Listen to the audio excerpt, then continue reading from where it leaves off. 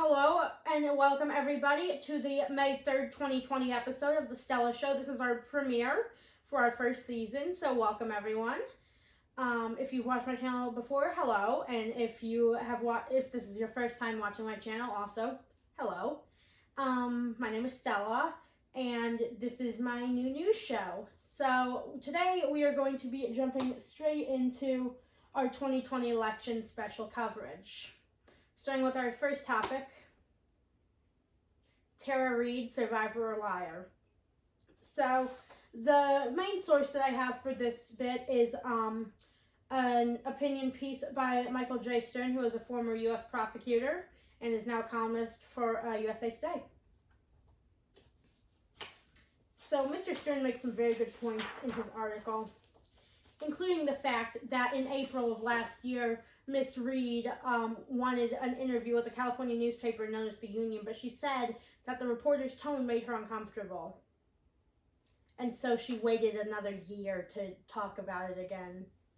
Which is interesting to say the least, because when you think about it, what reporter would not want a piece like this? This is some of the juiciest news you could possibly get. One of the other biggest problems is the fact that 3 of Biden's top staffers have all denied that Reid ever spoke to them about this supposed sexual assault. They include Biden's executive assistant, Marianne Baker, and his top aides, Mr. Dennis Toner and Mr. Ted Kaufman. Mr. Kaufman, after Biden resigned to become vice president, would be appointed briefly to Mr. Biden's seat in the Senate.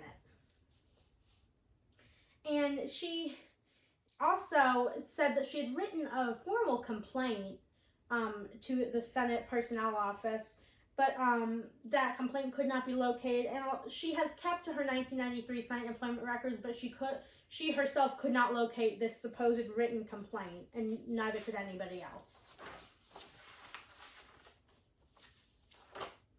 And then one of the other really bizarre things that Miss Reid did was retweet or like praise for Vice President Biden and his work combating sexual assault, which is very bizarre, especially when she once tweeted this about Mr. Biden. "My old boss speaks truth. Listen." My main issue with this is that she even said that Vice President Biden tells the truth, but now she is accusing him of lying. She also is a Bernie Sanders supporter. You may recall that in the past, a woman who worked as one of Senator Sanders' surrogates in the state of Nevada also claimed that Biden sexually harassed her. Nothing really ever came of that claim either. But now what I think is the biggest, just the most striking, just bizarre piece of this whole story is that Reid condemned Mr. Vladimir Putin, the leader of Russia, in 2017 while praising Biden. But she now supports Mr. Putin, which makes me believe that the Russian government may be paying her off to say these things about Mr. Biden. Now you see, this is what a real survivor looks like. This is Dr. Christine Blasey Ford, who testified against her rapist before he was confirmed to the United States Supreme Court. You can see a lot of things in her face, but the main thing that you can see is pain. You know what you see in Miss Reid's face? Lies. You see lies. She does not look like someone who is recollecting a traumatic event. Dr. Blasey Ford most certainly does. And so I ask you, Miss Reid, you need to stop this now, because you could cause destruction to our country indirectly, because if enough people are scared off from Vice President Biden by these claims and go vote for President Trump, this country could be destroyed. Okay, next topic. U.S. Representative Justin Amash announced a Presidential Exploratory Committee last Tuesday, April 28th. He is the first Libertarian member of Congress. He also switched his party affiliation around April 28th. And although not elected as a Libertarian, he is, like I said, the first Libertarian in Congress and one of the highest-ranking Libertarian politicians in American history.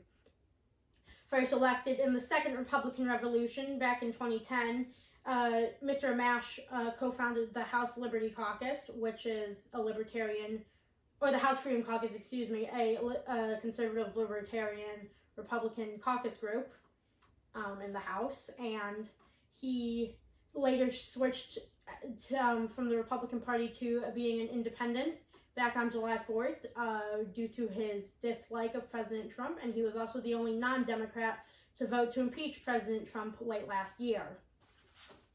And some people have been saying that they are concerned that Representative Amash may steal enough votes from Vice President Biden to give President Trump a second victory. He denies that, and I also personally don't believe that, because I believe he is conservative enough to only steal Trump voters. And here's why I say that. Back in 2016, former New Mexico Governor Gary Johnson got just under 3.5% of the vote in the 2016 presidential election. Excuse me. And he was more of a liberal libertarian.